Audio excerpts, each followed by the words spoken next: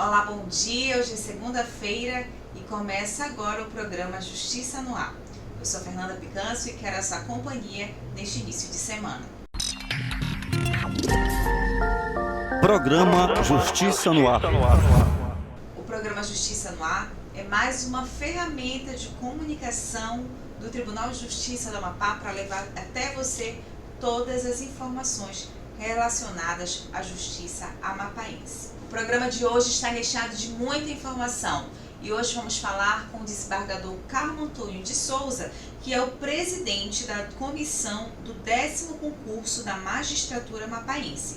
O jornalista Aloysio Menescal conversou com o desembargador para saber mais informações. Acompanhe. Olá, seguidores do Tribunal de Justiça do Amapá.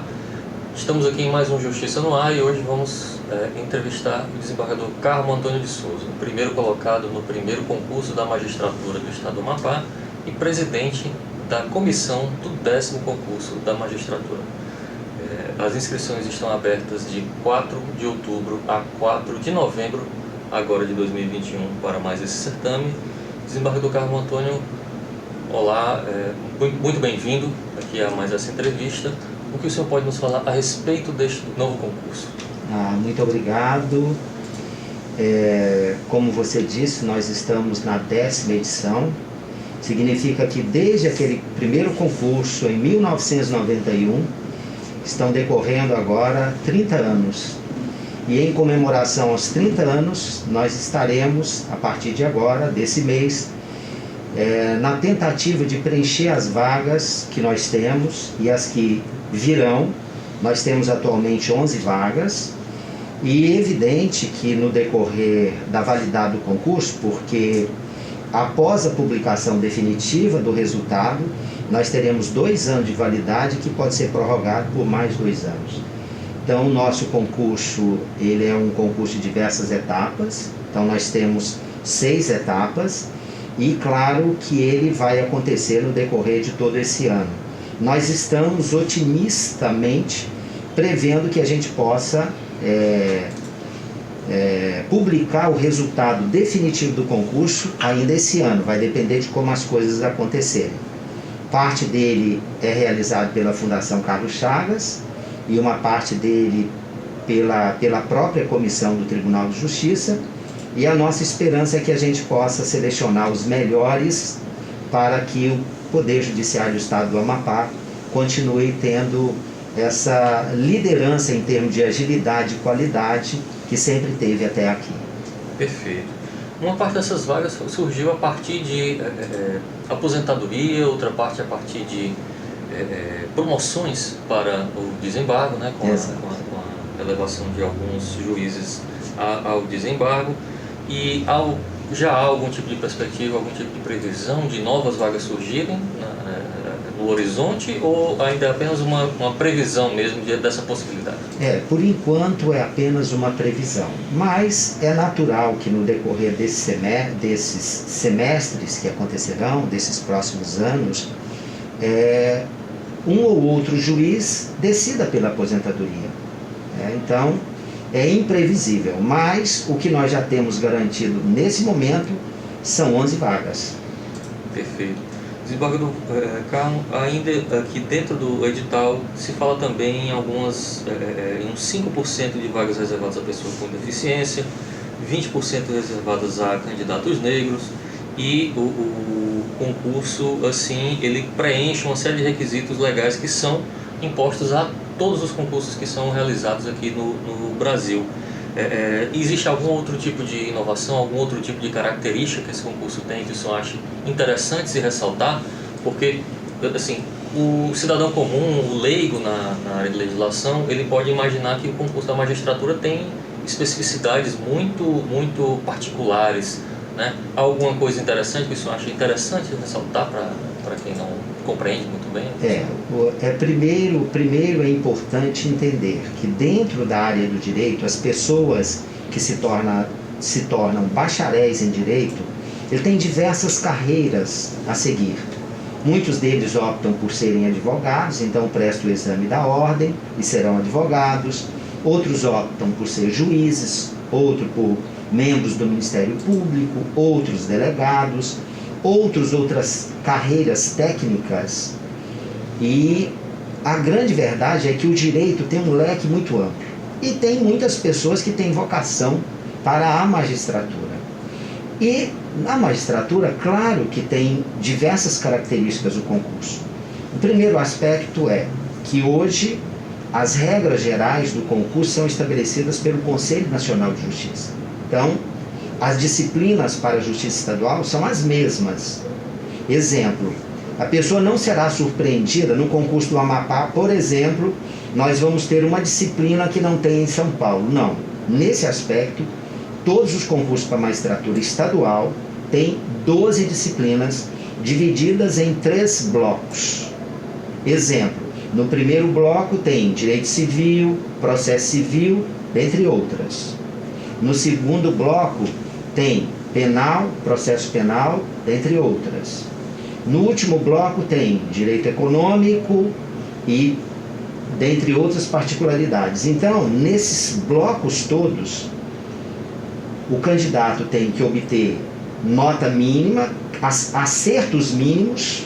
Por exemplo, o primeiro bloco, suponhamos que tenha 30 questões.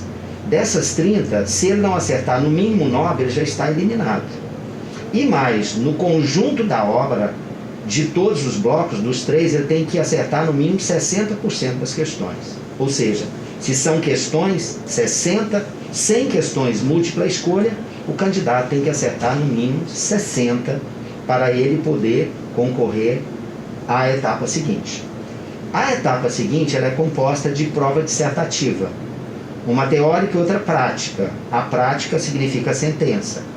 Depois nós temos a terceira fase, que é quando se analisa a rigidez física, moral do indivíduo. Então, faz-se uma pesquisa de toda a história de vida dessa pessoa até aquele momento.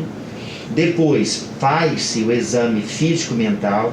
Ele é submetido a uma equipe de psicólogos para saber se ele não tem restrições graves quanto à conduta em relação à magistratura.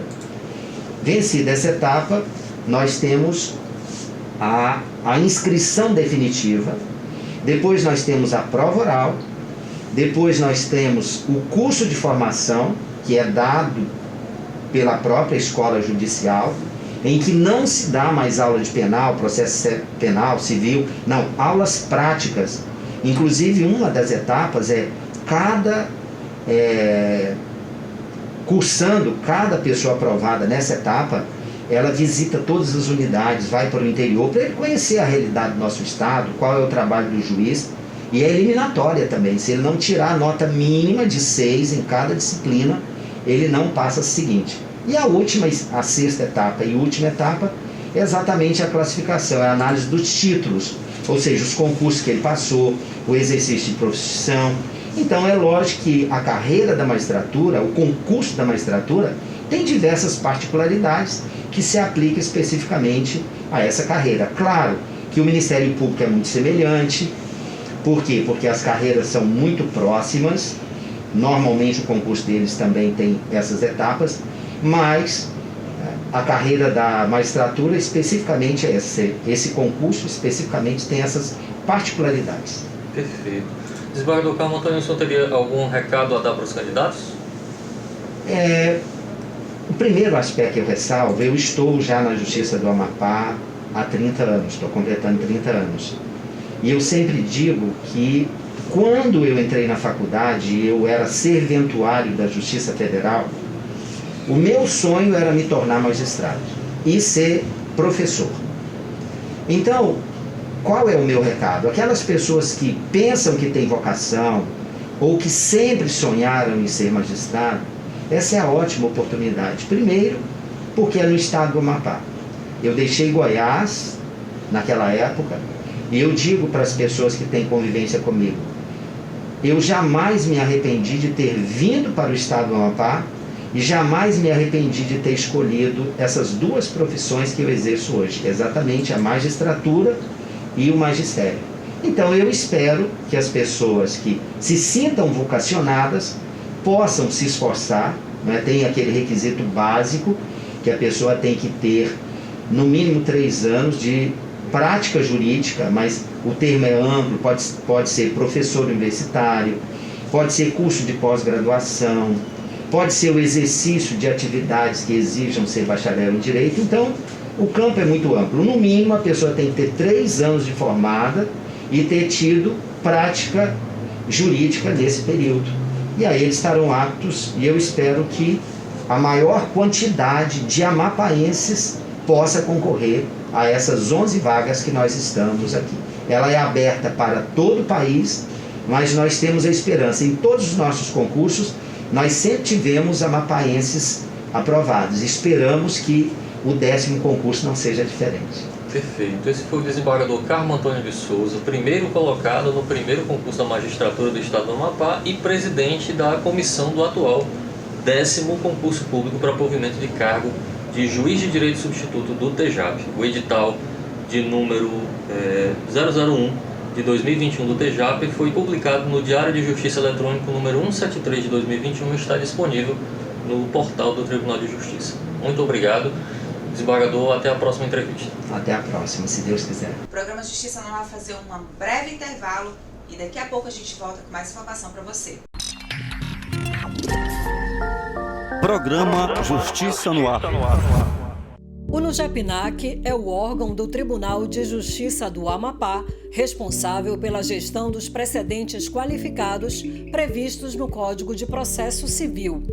Entre estes precedentes, podemos relacionar matérias de repercussão geral, recursos repetitivos, incidentes de assunção de competência, suspensão em incidentes de resolução de demandas repetitivas e demandas de massa. O órgão também tem entre suas atribuições a promoção do fortalecimento do monitoramento e busca pela eficácia no julgamento das ações coletivas. Ao NUJEPNAC, cabe ainda subsidiar e monitorar os recursos dirigidos aos tribunais superiores, alimentando o Banco Nacional de Dados do Conselho Nacional de Justiça e a página eletrônica do Tribunal de Justiça do Amapá. Outra atribuição do NUJEPNAC é manter atualizado os dados sobre processos sujeitos à técnica de casos repetitivos e de assunção de competência. Nestes casos, o núcleo também encaminha ao Supremo Tribunal Federal, ao Superior Tribunal de Justiça e ao Conselho Nacional de Justiça relatórios de cada status processual. Cabe ao NUJEPNAC o dever de apoiar a própria instituição, tribunais e órgãos superiores na missão de promover e proteger a segurança jurídica, além de acompanhar a tramitação de ações sobre direitos coletivos, 2 elementos fundamentais da prestação jurisdicional. Para chegar no ambiente eletrônico do NUJEPNAC do Tribunal de Justiça do Amapá, acesse o portal. Uma vez na página, você poderá ter acesso a todas as normativas que determinam o funcionamento do núcleo e a composição do órgão, além do endereço e contatos para atendimento. Neste espaço, é possível conferir os informativos do NUJEPNAC e realizar as consultas dos incidentes de resolução de demandas repetitivas, além das relações de temas gerais do STJ e STF. Este é o Núcleo de Gerenciamento de Precedentes e Ações Coletivas do Tribunal de Justiça do Estado do Amapá.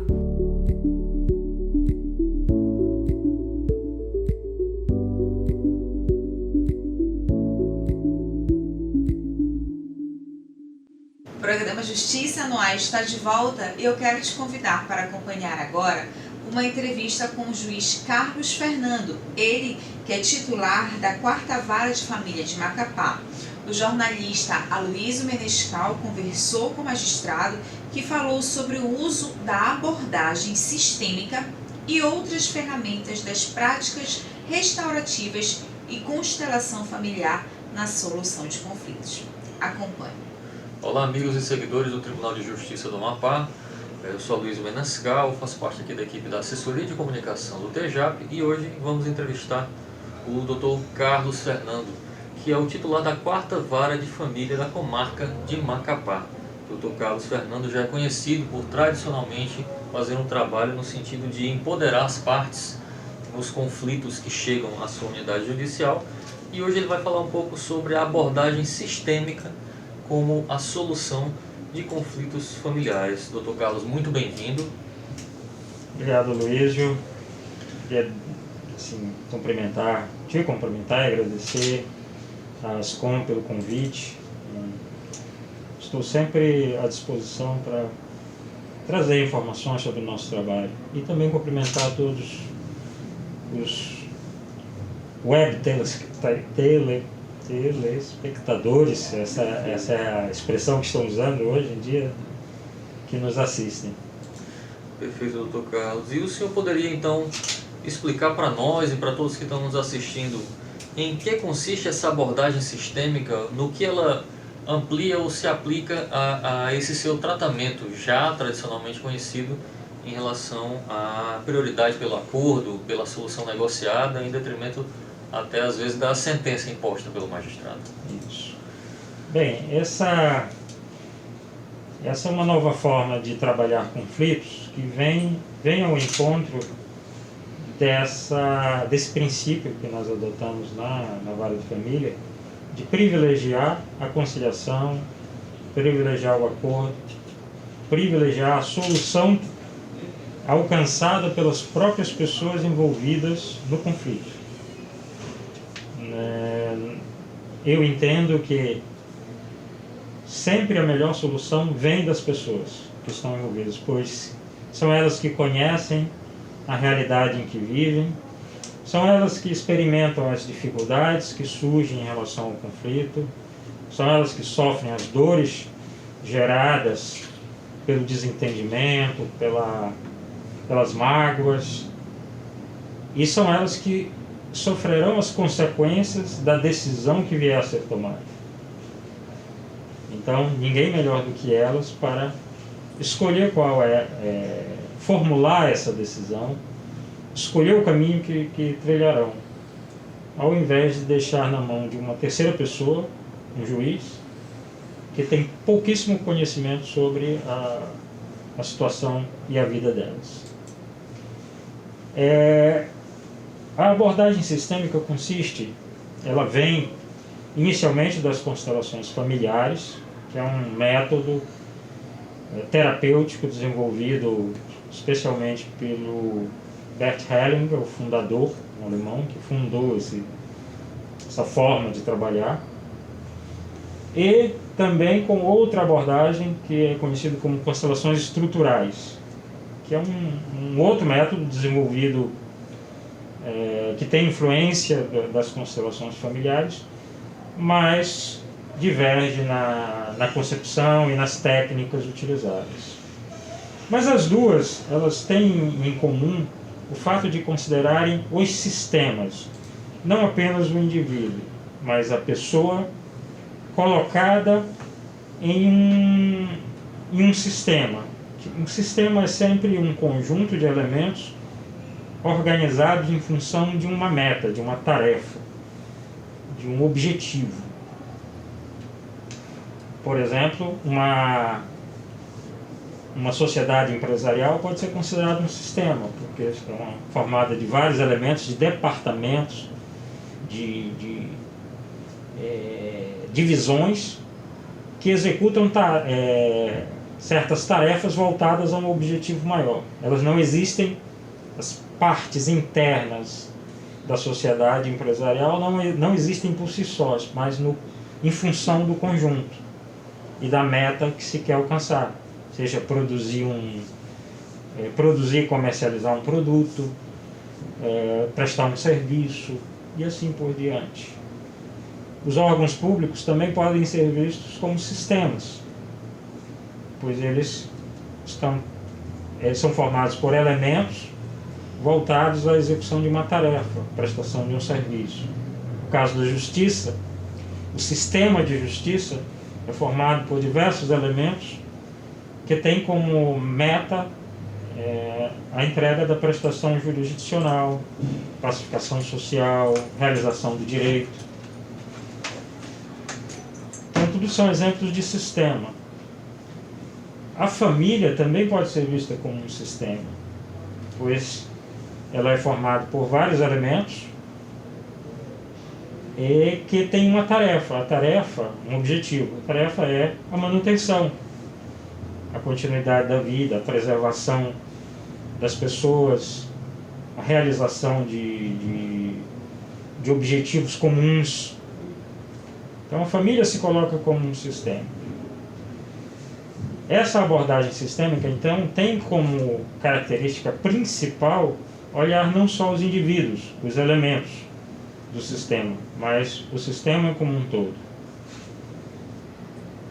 Quando se considera uma família, então, se existe um problema entre o pai e a mãe, esse problema não é apenas do pai e da mãe, mas é também dos filhos, é dos avós, dos tios. Então pode ter reflexos e pode ter causas relacionadas a outros elementos que não estão aparecendo ali. Mas quando nós olhamos e damos espaço, esses problemas podem vir à tona.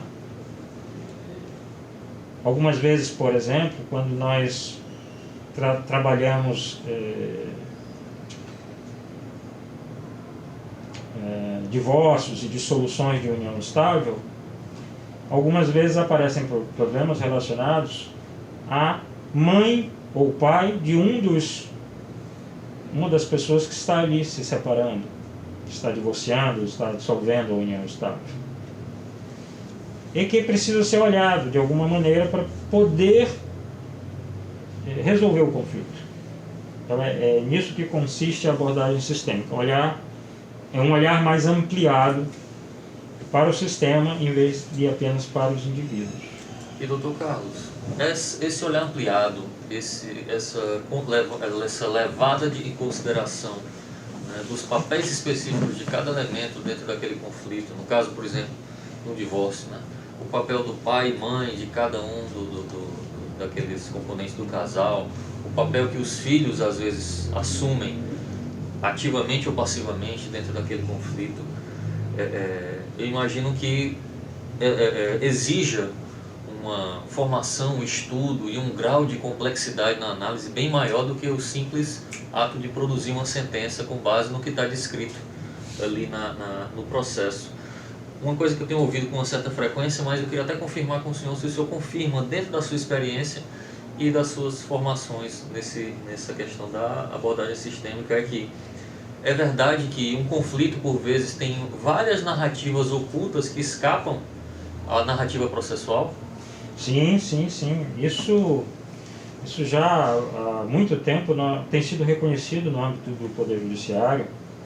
Inclusive nos cursos de formação da Infam de mediação, é muito bem trabalhado pelo Roberto Bacelar, que é um juiz formador, e ele desenvolveu uma ideia que ele chama de lide sociológica, em contraposição à lide processual. Lide processual seria o que aparece como conflito posto no processo através dos advogados, né, dos agentes que vão trazer autor e réu através de seus advogados, por meio de seus advogados, trazem um conflito, mas é um conflito trabalhado juridicamente. É um conflito traduzido para o direito. E às vezes nesse traduzir para o direito, eles deixam de lado várias coisas, vários aspectos que eles não consideram importantes e que depois se mostram importantes. Isso fica então oculto. Essa parte do conflito que não interessa mostrar, ela fica muitas vezes oculta. Mas o que se percebe é que essas partes que podem envolver questões afetivas, questões sociais, questões, né, culturais, de toda ordem, elas muitas vezes interferem diretamente no conflito. E por isso que algumas vezes se resolve a lide processual e as partes continuam em conflito, porque o fundo do conflito, o que o Roberto Bacelar chama de lide sociológica, não foi resolvido. E essa lide sociológica, esse conflito social, afetivo, emocional, ele vai aparecer de novo em outros processos. Ele volta à justiça, porque ele não foi resolvido. O que nós procuramos trabalhar aqui na nossa unidade é deixar que isso apareça, se for relevante, e olhar para isso e trabalhar ali aquela questão emocional, afetiva, que estava oculta. Como é que eu faço para isso aparecer? Quando eu vou para uma audiência, eu não pego o processo e leio e chego com as partes, bom, vocês estão querendo ir, o seu pedido é esse, sua contestação é nesse sentido. Não. Eu pergunto para as pessoas, o que é que trouxe vocês aqui hoje? E aí quando eu digo isso para as pessoas, o que é que traz vocês aqui? O que é que lhe fez vir aqui hoje? Começa a vir algumas coisas que não estavam no processo, mas aquilo é o importante. Aquilo é relevante. Às vezes até com uma carga emocional grande, imagina. Carga emocional grande, exato. Por quê? Porque aquilo está vivo dentro das pessoas ali. E é o que está motivando, que está alimentando aquele conflito. E quando nós damos espaço para isso, é muito comum as pessoas conseguirem resolver bem rapidamente o problema do processo. E eu queria até tocar numa questão. O senhor falou sobre, ao não resolver a lide sociológica, aquilo ali pode voltar mais uma vez. E uma coisa que ficou na minha cabeça foi o seguinte: esse debruçar mais detido, né, nas narrativas ocultas, né, que não aparecem no processo, para um leigo, para uma pessoa que está de fora, pode dar a impressão, rapaz, isso deve afetar a celeridade processual. Mas, por outro lado, evita uma reincidência, evita um novo conflito e talvez garanta até uma solução mais definitiva para aquilo que está sendo tratado.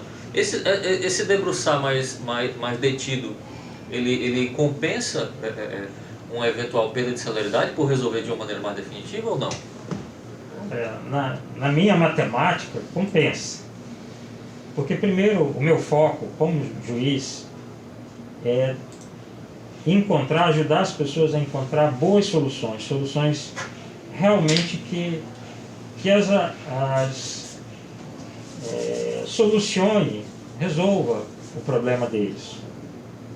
Não importa se isso vai durar pouco ou muito tempo. Esse é o meu foco, o meu objetivo: ajudar as pessoas a encontrar boas soluções duradouras e boas para os seus problemas, para os seus conflitos.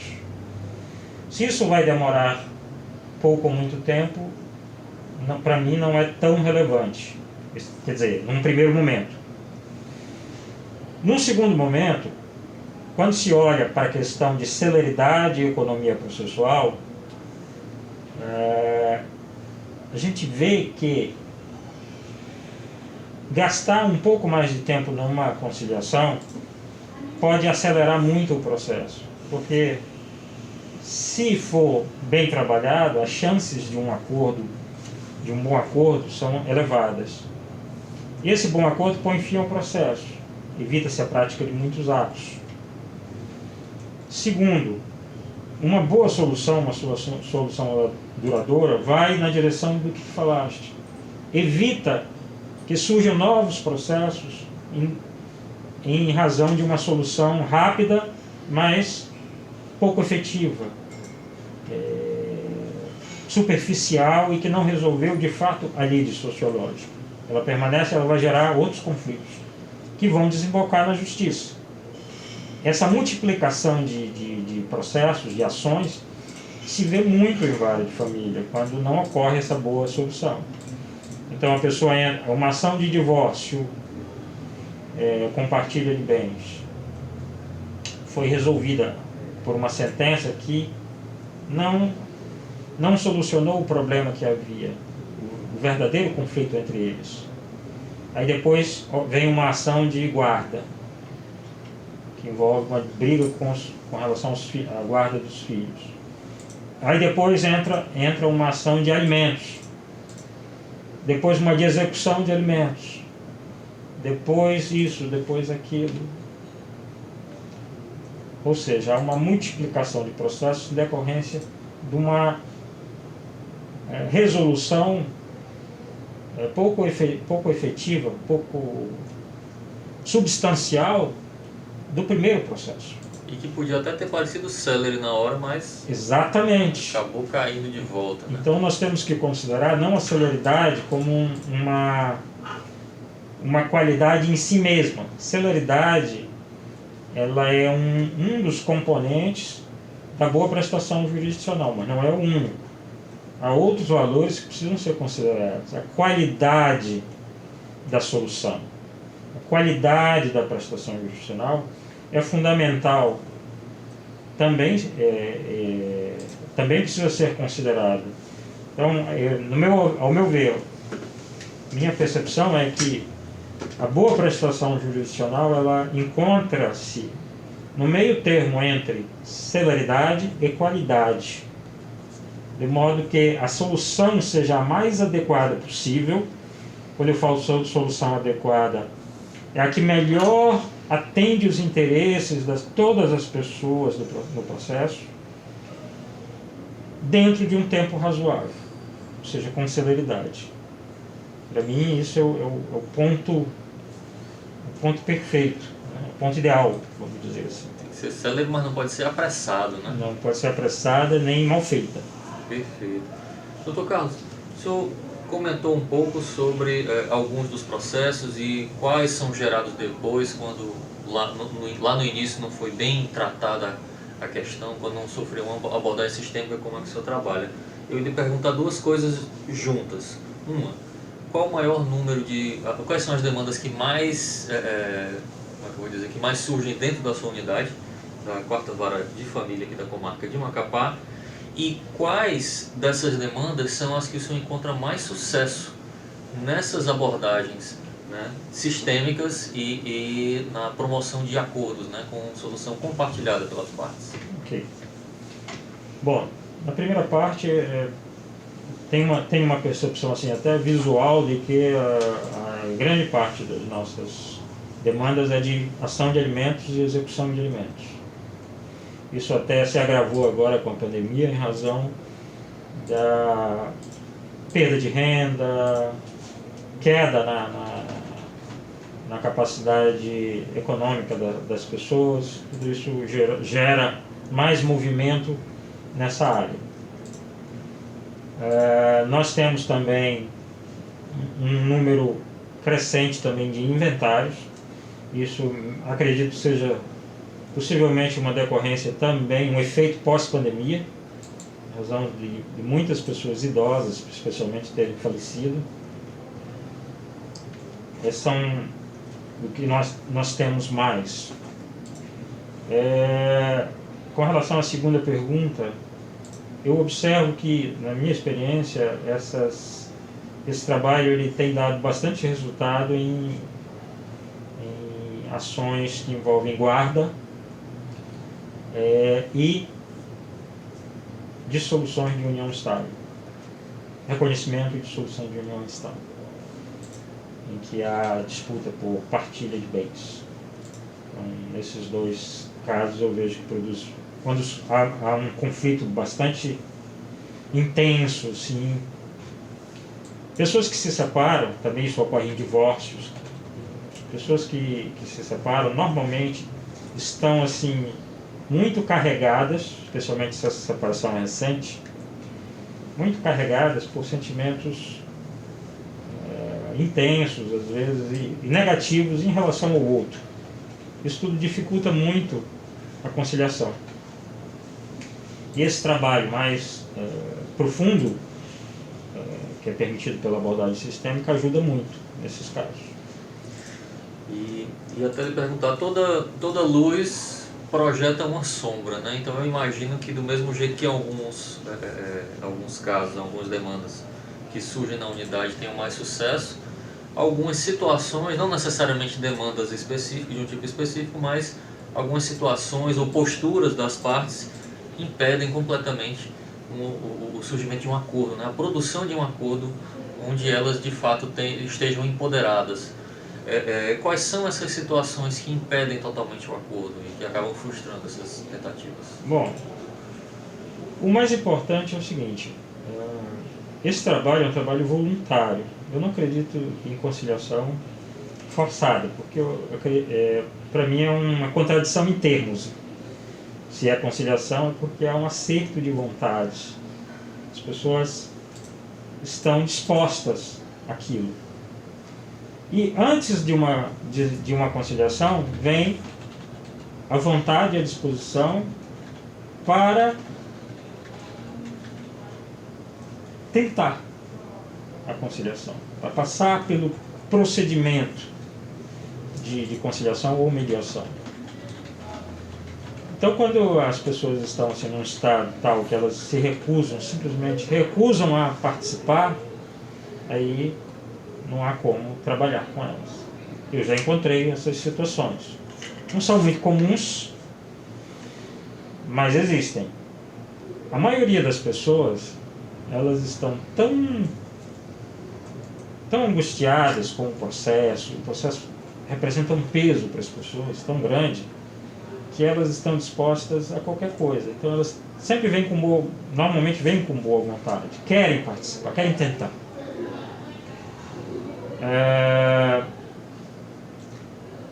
Situações em que ocorreu violência doméstica, por exemplo, também é delicado.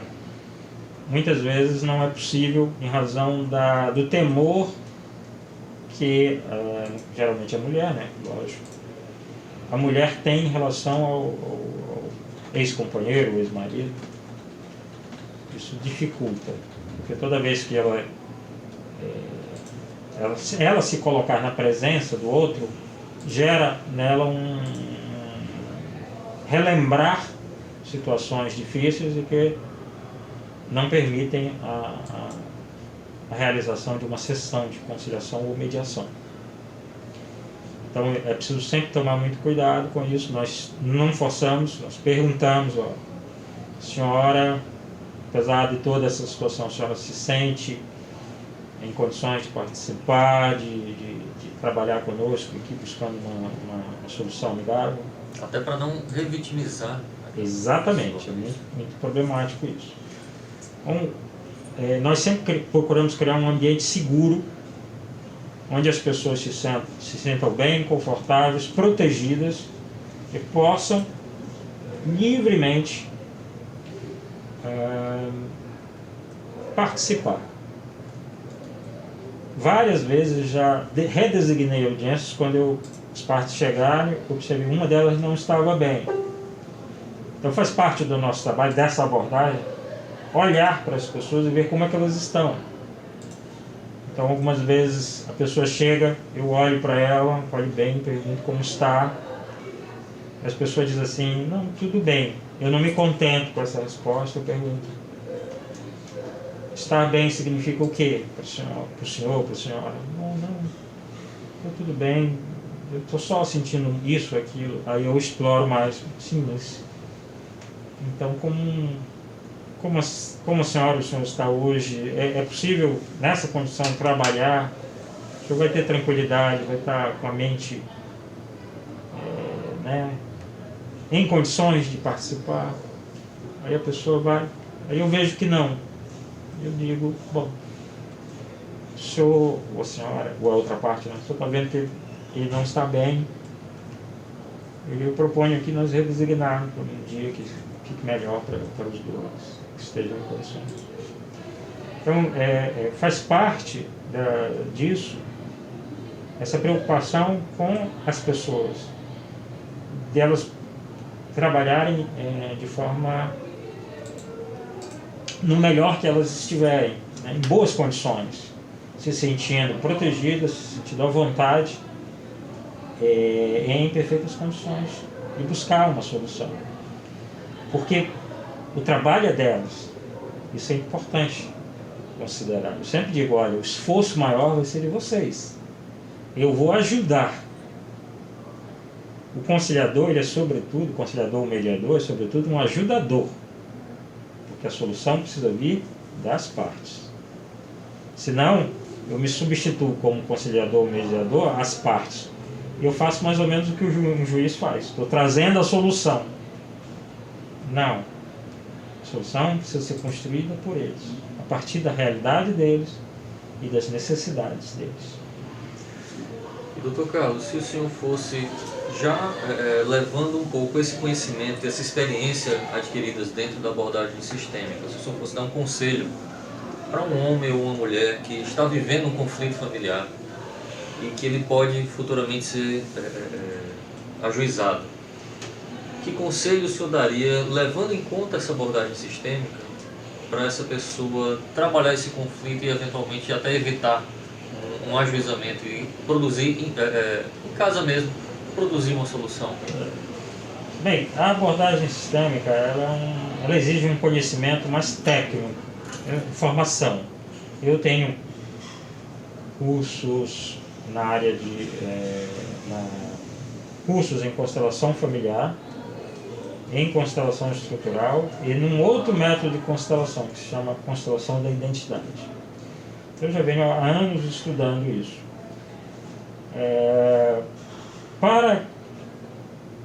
A pessoa pode procurar alguém que tenha formação para ajudá-la nesse momento. Então, se eu pudesse dar um conselho, assim seria procurar alguém que tenha conhecimento técnico e possa ajudar. Mas existe um outro conselho que eu acredito que ele vem da comunicação não violenta, CNV, como nós chamamos a sigla, que é outro método, outra forma de trabalhar, e que tem a ver com melhorar o diálogo, melhorar a comunicação, aprender a ouvir as pessoas. Então, isso já é mais simples. O que é que recomenda essa abordagem? Da comunicação não violenta. É ouvir empaticamente a pessoa. Ouvir empaticamente significa ouvir sem elaborar uma resposta para o que ela está dizendo. Ouvir e tentar identificar o que é que a pessoa está sentindo. Se ela está com raiva, se ela está triste, se ela está frustrada, se ela está decepcionada, e o que é que está por trás desse sentimento, dessa sensação, dessa emoção. Tem uma necessidade, se ela está triste, tem uma necessidade de acolhimento, tem uma necessidade de ajuda, de apoio, enfim, se ela está com raiva, ela tem uma necessidade de extravasar, de botar para fora algo que a está angustiando, algo que a está enraivecendo. Isso de ouvir, só de ouvir uma pessoa sem responder, sem dar conselho, sem dizer que ela está certa ou errada, ajuda muito. Quando a pessoa se sente ouvida, ela se acalma. E quando ela se sente ouvida e se acalma, ela tem condições de ouvir o outro. Normalmente, quando as pessoas estão em conflito, elas não ouvem o outro. Elas querem ser ouvidas, querem dizer o que levar as suas exigências, falar sobre os seus direitos, ou então ofender, mas elas não ouvem o outro. O meu conselho é que ouçam, e ouvir é principalmente tentar captar o que a pessoa está sentindo e quais são as necessidades dela. E o que ela está pedindo com aquela atitude, que às vezes pode parecer incompreensível para o outro. É isso. Perfeito. O senhor gostaria de acrescentar mais alguma coisa em relação à abordagem sistêmica que nós não tocamos? Sim. Eu queria dizer assim, com relação à abordagem sistêmica, ela é usada de uma forma bastante pontual e sempre, só quando é necessário. Então não se usa o tempo todo. Ah, tá. Ela não é uma coisa generalizada, ela Não, tem que ser é medida e dosada. exatamente. Por exemplo, nós temos o procedimento de mediação e de conciliação, que nós seguimos, que é orientado pela Infam, nos cursos sobre isso, de mediação e conciliação.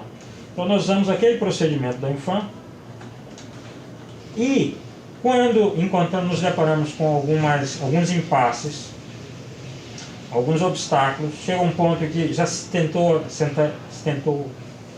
todas as técnicas disponíveis e aí está intransponível, aí nós entramos com alguma técnica das constelações sistêmicas para ajudar, se for o caso, se nós observarmos que há uma questão sistêmica, nós utilizamos ali um movimento, uma coisa pontual que ajuda a destravar e ajudar as partes a encontrar uma boa solução. É algo que é inserido dentro do procedimento da mediação, na minha forma de trabalhar. Tem juízes que encaminham as pessoas para fazer constelações. Não é o meu caso. No procedimento, eu insiro alguma coisa que vai ajudar a resolver ali um impasse. Perfeito. Dentro do próprio ato. Dentro do procedimento de mediação ou conciliação. Perfeito. Dr. Carlos Fernando, muito obrigado pela sua participação. Eu espero que nós tenhamos outras oportunidades para tratar deste e outros temas, né, relativos à sua atuação na 4ª Vara de Família daqui da comarca de Macapá. Esse foi mais um Justiça no Ar e aguardamos você na próxima segunda-feira. O programa Justiça no Ar está chegando ao fim e eu quero agradecer pela sua companhia. Lembrando que o programa Justiça no Ar é mais uma ferramenta de comunicação do Judiciário Amapaense, que tem na apresentação eu, Fernanda Picanso, na direção geral Bernadette Farias, na direção de estúdio Flávio Lacerda e na reportagem o jornalista Luiz Menescal. Muito obrigada pela sua companhia e até a próxima semana.